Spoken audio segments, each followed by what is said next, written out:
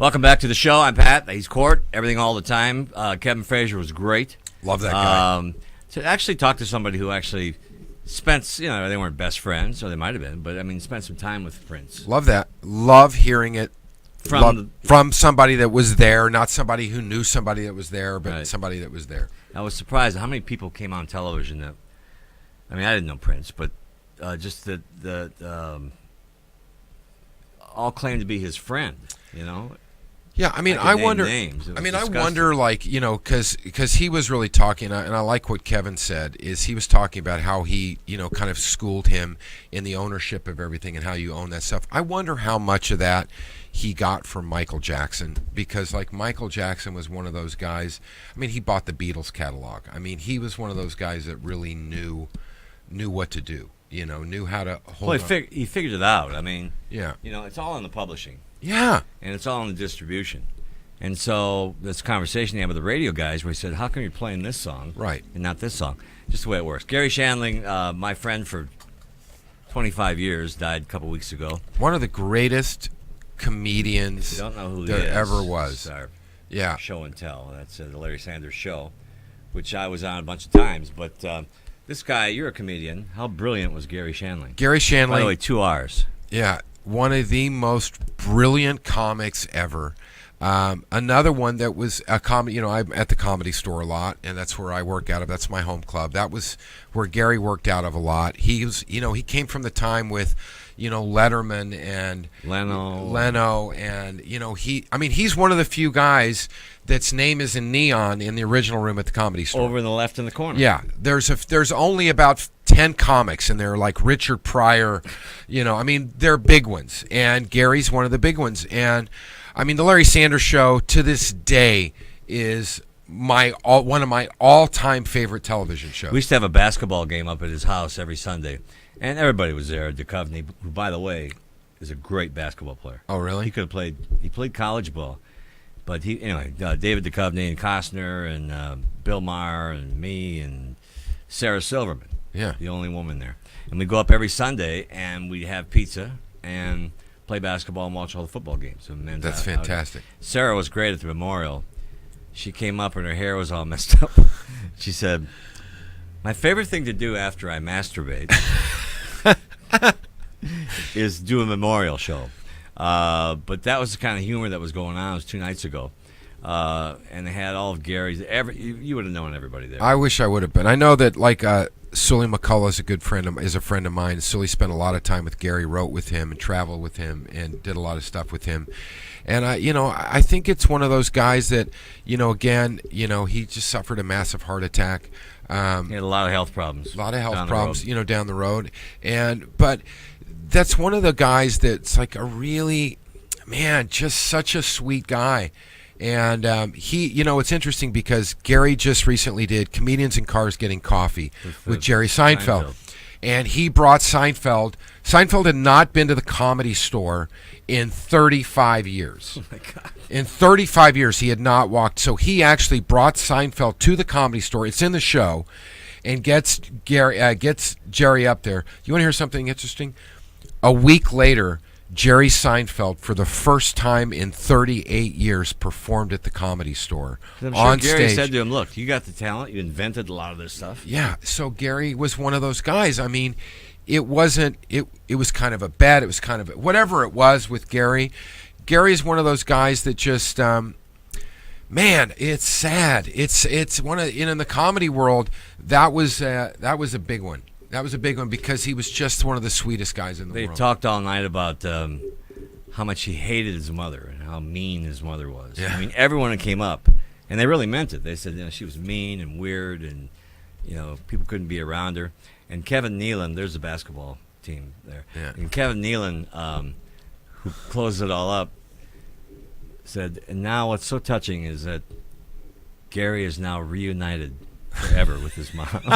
Yeah, and what's funny is Nealon's humor is very much like Shanley's humor. Yeah. I used to go on the road once in a while. I opened up for Nealon a few times, and I love Kevin Nealon. He is just his his comedy is unbelievably amazing, and it's very much like Shanley.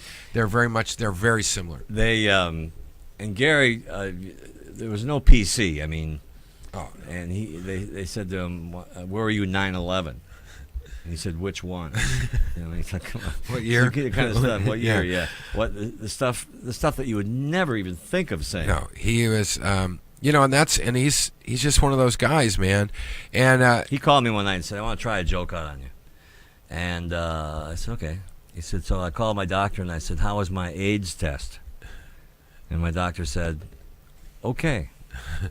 I said, "What is wrong with you? You can't use that joke." I mean, first of all, it takes a little while. You get it because you're a comedian. Okay? And there was no other punchline. I mean, that was it. C minus. But where in the exactly? But where in the pantheon of comedians does he go? He Right loved George Carlin. Right so at he the had top. yeah. Right at the top. I mean, you're obviously always going to have, and it's just the way comedy works. It's sad because. It's not sad. Let's put it this way: you're always going to have the Richard Pryor. The Richard Pryor did the movies, did the concert specials. Right. Eddie Murphy, was the huge movie star and did the huge comedy specials. I mean, Dice is another one, who's out there, who's got a new show, by the way. Yep. And we'll talk about that in a second. George Carlin. And George Carlin. I mean, huge. Like I talked to Carlin when Carlin, obviously towards the end, a lot of people knew he'd gotten sober, and we shared a sponsor, and he was going to Vegas to do a week, or I think 2 weeks of shows. So, I was with him that. Were you with him? Yeah. Well, he called me because I was doing a show in Vegas, out of the blue, and we talked for an hour and a half one night. Me and George Carlin. It was one of the hands down one of the highlights of my life, is getting to spend like an hour and a half talking to George. And he died shortly, not that long after that. But Shandling is up there. He's way up there. I mean, he's up there in the sense he's up there with the guys like Letterman and Leno, and he's very high up in there because his comedy is great. Stand-up guys. As great as he was as a stand-up. I mean, the Larry Sanders Show, the Gary Shandling Show, some of the shows he did were so amazing, and to this day they hold up so well. By the way, this is Everything All the Time. I'm Pat O'Brien. He's Court McCown. We're brought to you by Effortless. Holding it up again. There They'll we take go. all your information, put it up on the cloud, and keep it safe.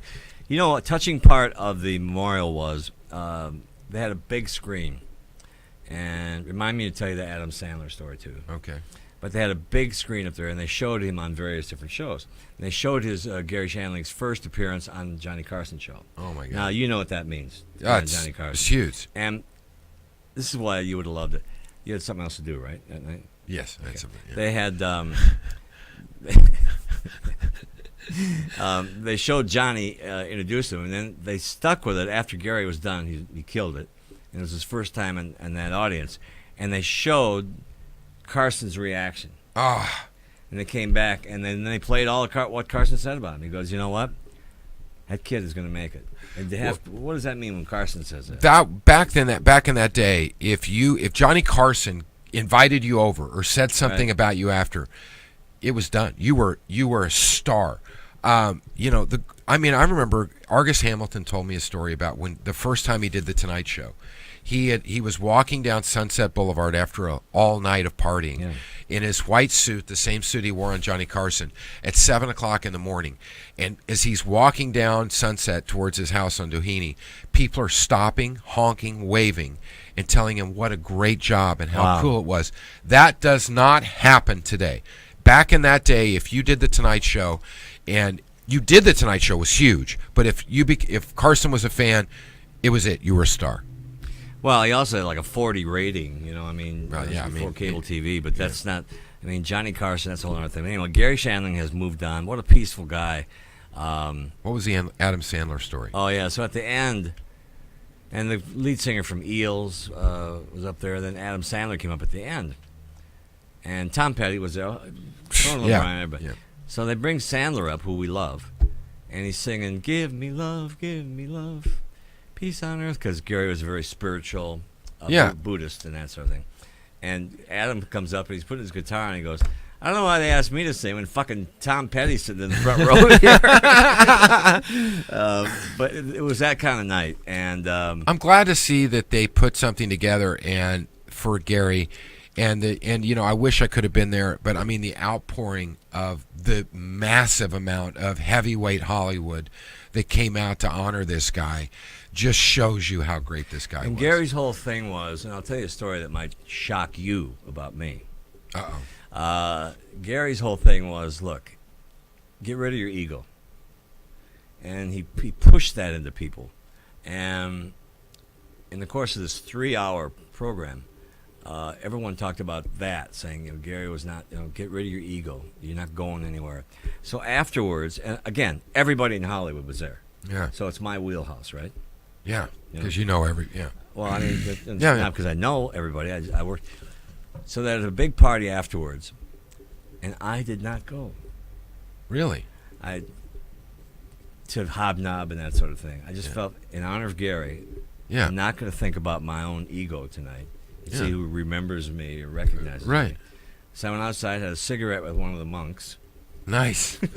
Nice. Buddhist monks. Did he have one of his own rolled up, or did he? No. Was he like a Marlboro Red guy?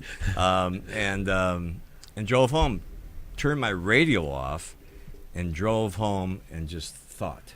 That's powerful. That's a powerful thing, and I'm talking about me. Yeah. I could have been with Conan O'Brien. Hey, remember the time we did this? Yeah. But see, that shows the great effect he had on you, and that's a great thing.